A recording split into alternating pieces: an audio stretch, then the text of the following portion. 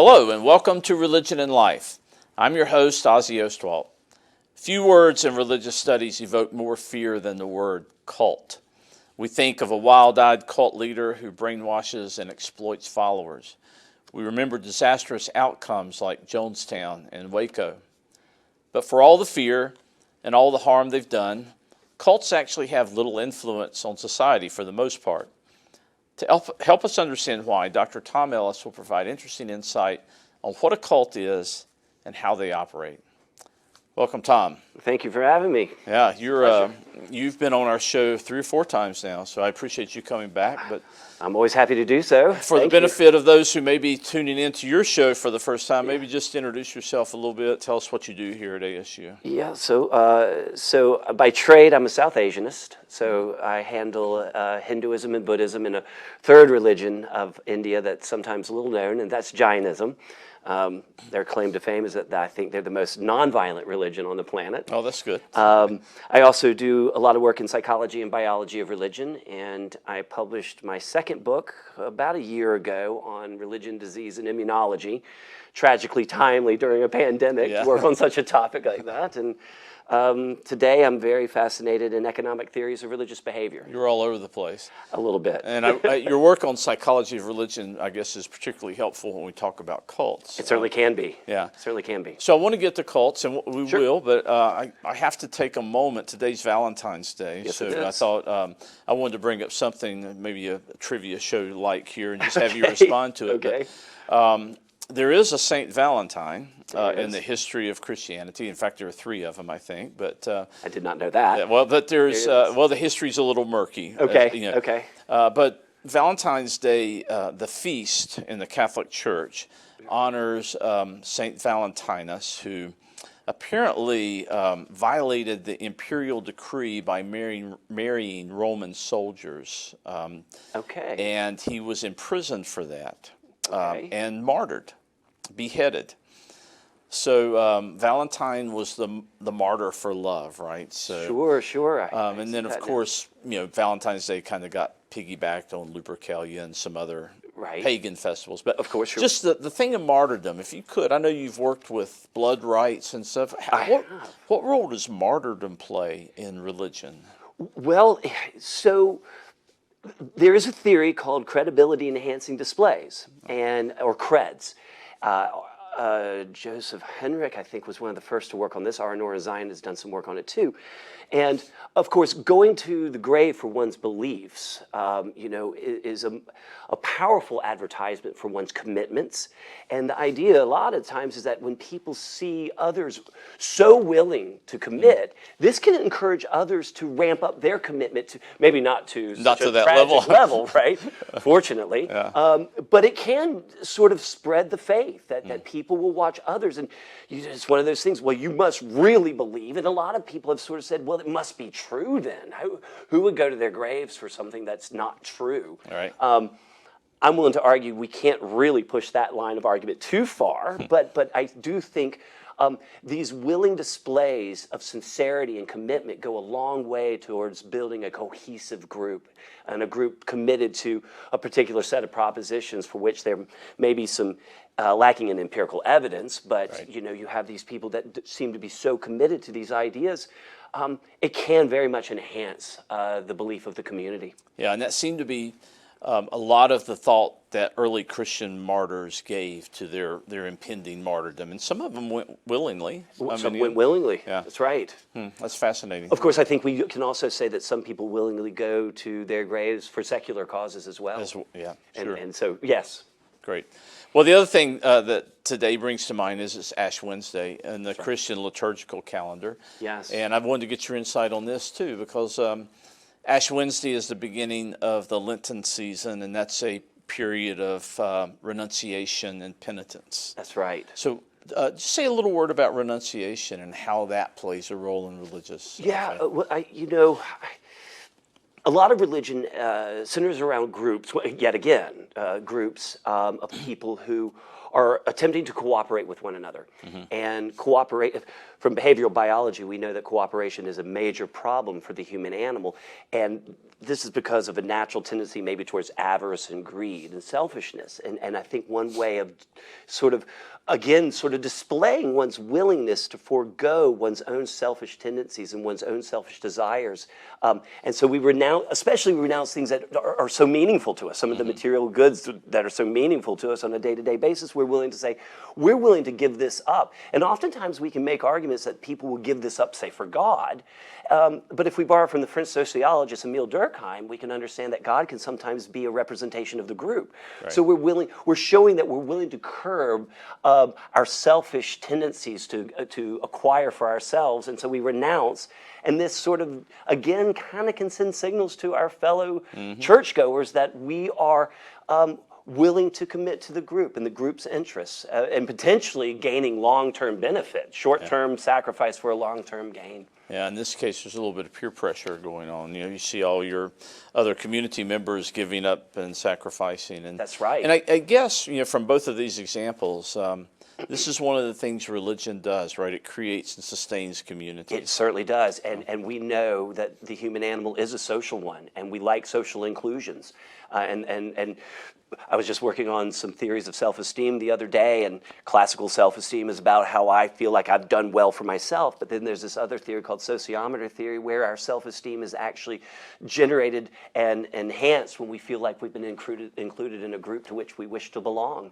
And so religion provides a very powerful mechanism for feeling of inclusion and belongingness, and that can be very healthy for the human animal. Yes. Well, your comments on inclusion and belonging actually creates a pretty good segue into talking about cults. Does it now? Yeah, I think so. How did that work? Oh, yeah, I know. That's very good. So I do want to talk about cults, and I know Yes. that you've been doing some thinking about it and perhaps working on it. Define cult for me, because I think it's a word that has some pejorative meaning implications in our culture. Absolutely. And that we maybe tend to lump things into that cult label that shouldn't be there. So how would you define a cult? Well, perhaps the simplest way, and I know you and I have exchanged words on this a little bit, there was a research team, I think Rodney Stark and Roger Fink suggested in a great book called Acts of Faith, that, and it may be too simple, but they kind of made arguments that it has something to do more with size rather than content. And so they suggested that, well, you have churches have a lot of members, sects have fewer, and cults have even fewer. And so they really, and again, maybe too simplified, but they just wanted to suggest that a cult is a group of people, again, a group, but and that they are committed to, I want to suggest, maybe ideology, but a set of propositions that they all agree to, and that they can sort of form again some sort of sense of cohesion and groupishness around this set of ideas. If we wanted to throw in memes, we could, and that on one register, maybe that's all there is to it. Even though I think a lot of people, when they do think about cults, deviance somehow seems to crop up for those on the outside looking in, right? That there's something a bit strange and off about this particular group. And so whether or not that is an essential definition of a cult, whether that has to be there for there to be some kind of cult activity, I would be willing to hear arguments pro and con on that. Well, I guess, I like the definition based on numbers, because I think the statistics probably bear that out. I can't remember the numbers, but I know that worldwide there are a fair number of cults, but very few members in most cults. Very few have more than 100 members, for example. That's right. And it's generally in the dozens at best. Precisely. But I'm wondering, is there, back to the deviance thing, there must be some element of a cult that makes it so high demand that there are only a few numbers that are willing to join a cult. That's right. So I would like to suggest that deviance like charisma, may be in the eye of the beholder. So there isn't anything inherently deviant as such. So you have to have sort of a majority opinion against which, something on the apart from that majority opinion, that now looks like that's deviant, right? Gotcha. And so the high demand, there is a question here of, who wants into the cult? Who wants into this thing? And I think a lot of the times you'll find that people who join cults, and this goes back to what we were suggesting about groupishness, that people who join cults,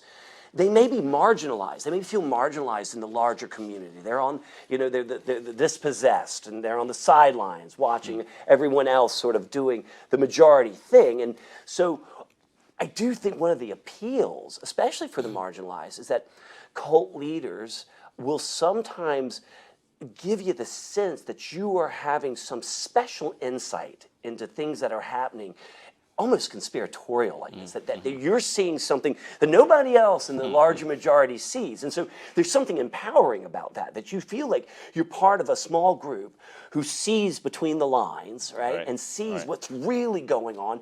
And oftentimes, these cults give their members a sense that they're playing a significant role in some large, potentially even cosmic drama. And so if you're marginalized by the mainstream community, by mainline churches, if you will, and you're sort of on the outs, and you have a leader, and cults usually they're usually not decentralized. There's usually some charismatic leader that generally comes along with the territory. But again, it's this notion of you want in this group, it's going to be secretive. You're going to be clued in on some special understanding of what's happening, and this can be very uplifting and very empowering for people who otherwise would sort of feel like they're the ones on the outside looking in. Yeah, I read somewhere that it was an article kind of debunking some of the myths we have about cults, that they have very aggressive recruitment policies. But this article said that generally the people who join cults are looking for the cult as much as the cult is looking for them. They're looking for that sense of belonging, a place they can plug in. Absolutely, and I like how you suggested that, a lot of groups, and we know this from the anthropological record, a lot of groups always have what we can call, hardship rituals of initiation, costly and hard to fake signs of commitment. And so most groups generally end up having collectively acquired goods and the distribution of goods collectively acquired. And if you want in the group, the smaller it is, perhaps the more precious the commodity, whatever it is at hand, that the group is sort of controlling and distributing. And there's this idea that if you want in this group, you're going to have to prove that you really want in. And, we know, again, from many studies that I can tell you and attest with language, I want in, I'm sincere, I'm not going to cut and run when the going gets rough. But we know that talk is cheap. And it's one of those things where if you're going to talk the talk, you have to walk the walk. And some gates are a little more difficult than others. And so depending on how small the group is, chances are the means by which you prove your sincerity can be a little dramatic and can be a little austere and maybe even can't even be violent. I think we see these kinds of hardship rituals of initiation even here on App State's campus. I don't know, but the Greek and sorority system sometimes haze their would-be initiates. And so many human groups will sort of police their boundaries. And if you want in the group, you're going to have to prove that you're sincere. You can't just say that you're in it for the long haul. It's interesting that you mentioned college campuses, because I think traditionally cults have been active on college campuses because you've got susceptible young adults who are in a state of transition. Liminality. Liminality. That's Absolutely. right. They're between and betwixt. That's right. You're between a family setting where, you come out of Yadkinville where everybody's at the football game, everybody knows each other, and you're not quite in your new family, your new job, so you're right there in that 18 to 22 liminal period where you are asking questions and you've got the right people who run around giving you what you think are the right answers. It can be very seductive. So you mentioned, I was going to ask you about characteristics of cults. You've already mentioned a couple of them. The allegiance to a charismatic leader. That's the commitment to that leader. A kind of psychological dependence even. They're secret. Yes. High demand, giving up all worldly goods, sometimes cutting off ties with family and friends, exactly. right? And that brings you to that idea of extensiveness. How far does... because we can belong to all kinds of groups, but I think one of the things about a cult that say distinguish it say from a poker club is that the cult tends to extend its influence into your life almost 24/7, 365, right? So you know, we all belong to different groups, and some of our groups can be very small, but you know, when we go to the grocery store, we don't think about our group when we're buying groceries, but when it comes to cult behaviors, yeah, it can be very influential on almost all dimensions of your life. Yeah, life in a cult's difficult, right? I mean, It can be. You don't have a lot of free time. You don't have you don't have any independence really, so it can be very difficult. So, is there a drug element ever? Sometimes I read somewhere that people with substance abuse problems, and I guess this goes back to marginality, tend to be attracted to cults, and that there's in some cults there's kind of a drug culture. Well, certainly that can be the case. That can be the case. I don't believe it's essential.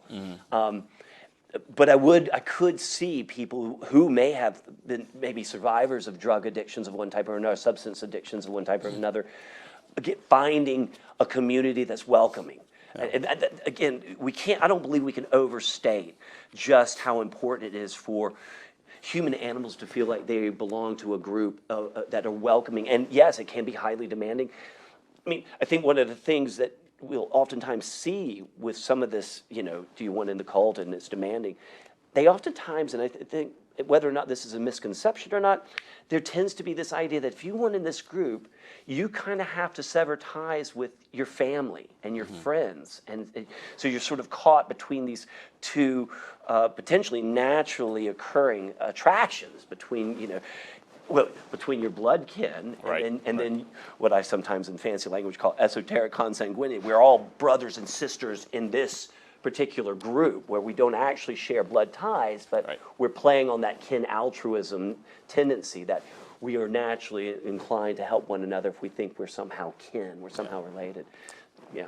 Well, I sat down at my computer and chose some examples that we might talk about. Oh, did you? Yeah, okay. So I've got a few pictures here. Okay. The first one it kind of flies in the face of something we talked about in terms of numbers. Yes. But I couldn't help it because it's Valentine's Day, and this is Reverend Moon's people. This is Reverend Moon, Sung Young Moon, Unification Church. Yes. One of the things this group is famous for are these mass blessings or weddings. Yeah.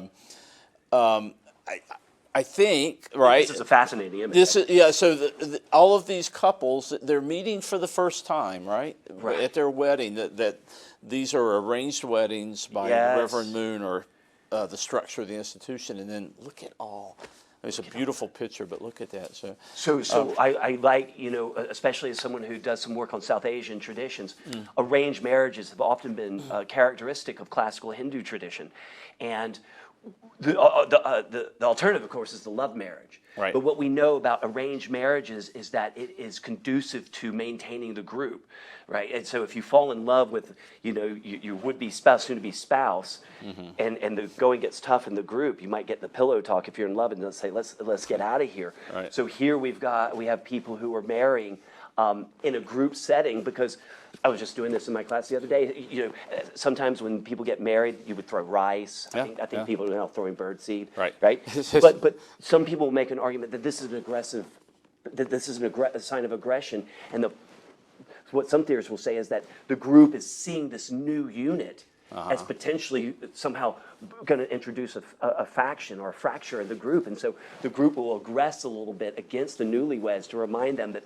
the group is still here. You guys look like you could start splintering. That's interesting. And there is some truth to that, right? Because when it's not just a couple, it's two families, and there's always some difficulties negotiating those new arrangements of group dynamics within a larger dynamic. Absolutely. And you know, just the Bhagavad Gita, one of the great religious texts in world history, it's all about a warrior who's torn between his commitments to his group, towards his subsistence group, and then towards his family. And this is in the Bhagavad Gita, this is what we would call Raja Dharma and Kula Dharma. Raja Dharma, the Dharma of the king, the Dharma of the group, and then Kula Dharma, the Dharma of the family. And Arjuna is caught in between those two.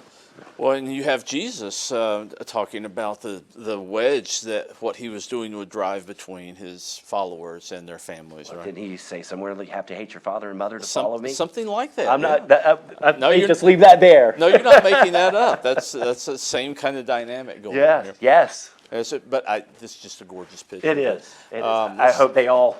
I hope they're all happily. happily Yeah, I know. married I lives do, yeah. now. So moving away from that, we've got I think Jim Jones up next. We'll see. Yeah, there he is. Yes. There's the Jim Jones. What a tragic story. Tragic. Began the People's Temple Yep. in Southern California. Yes.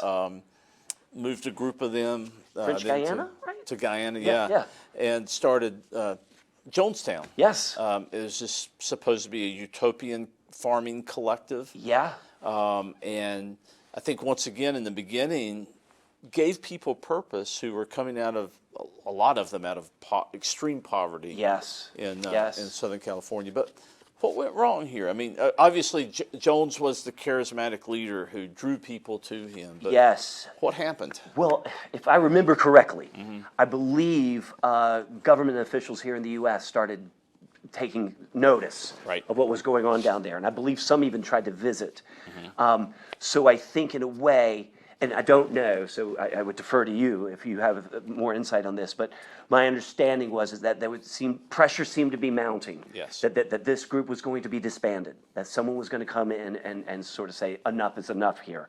And rather than see this utopian, quote unquote, utopian social situation go down in flames at the hands of outsiders, there was a sense of let's go ahead and take care of ourselves, and we will tragically take our own lives instead of going quietly with the authorities back to the United States. Yeah, and in fact, I think they did take the life of one government official, I think it was senator. I believe it was. Who went down to visit and was murdered as he was trying to leave. Yes, that's what I recall. Yeah, so I think they called this mass suicide a ritual suicide.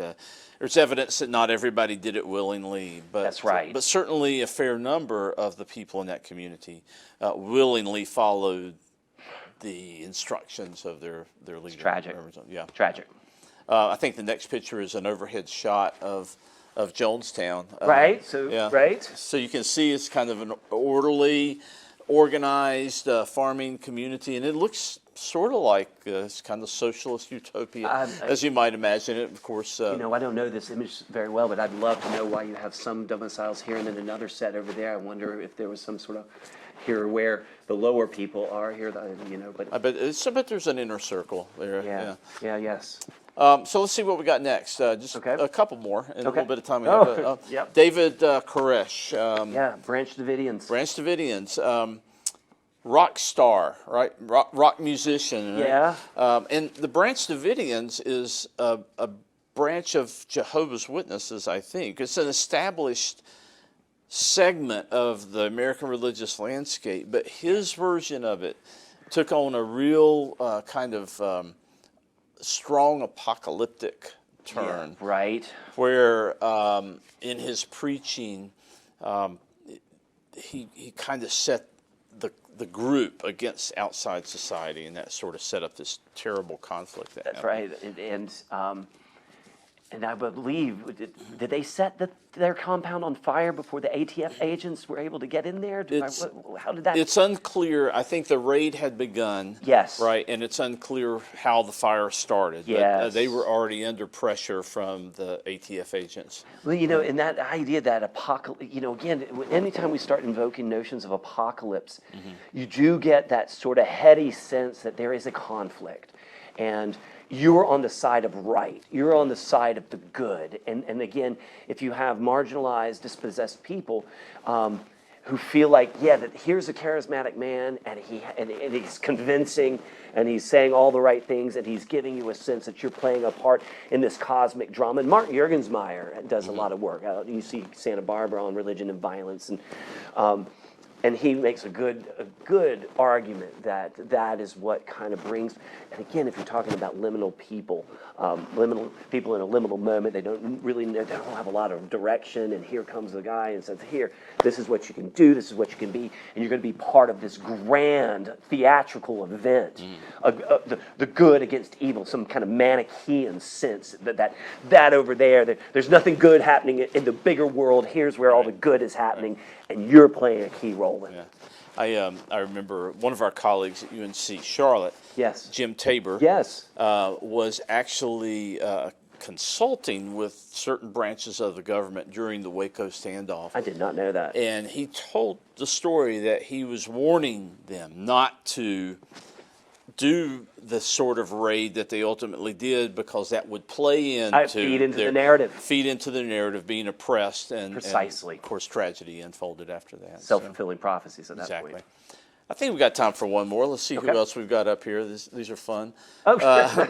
Marshall Applewhite, right? Yes. The leader of the Heaven's Gate, and this is one of the more bizarre This groups. is a fantastic story, because they thought there was a mothership, a spaceship, in the tail of the Hale-Bopp comet as it was passing through Earth's orbit or something like that. And they all decided to commit suicide. They had this robust sense that they had souls, and if they committed suicide while this ship was in the tail of the Hale-Bopp comet, that they would somehow be transported to this spaceship and then go off, I guess, into the galaxies unknown. And you're right, this is one of the more fantastic kind of stories that have been told by cult leaders. Again, a tragic ending. Yeah, and his group was fairly small. A few members. Yeah.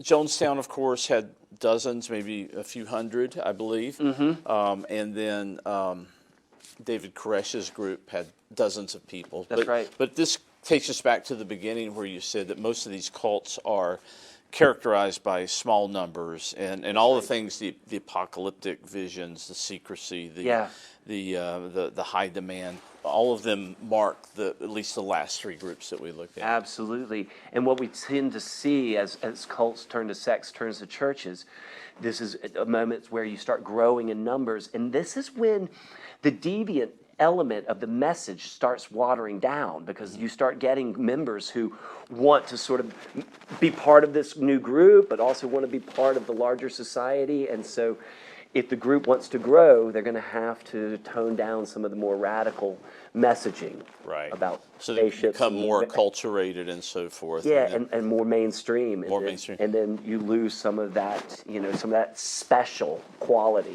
I've always thought a good example of that process is the Church of Jesus Christ of Latter-day Saints, the Mormons, right? Yeah. They were a small group to begin with. That's right. They had some practices that were outside the mainstream. Yes. Most notably polygamy. Yes.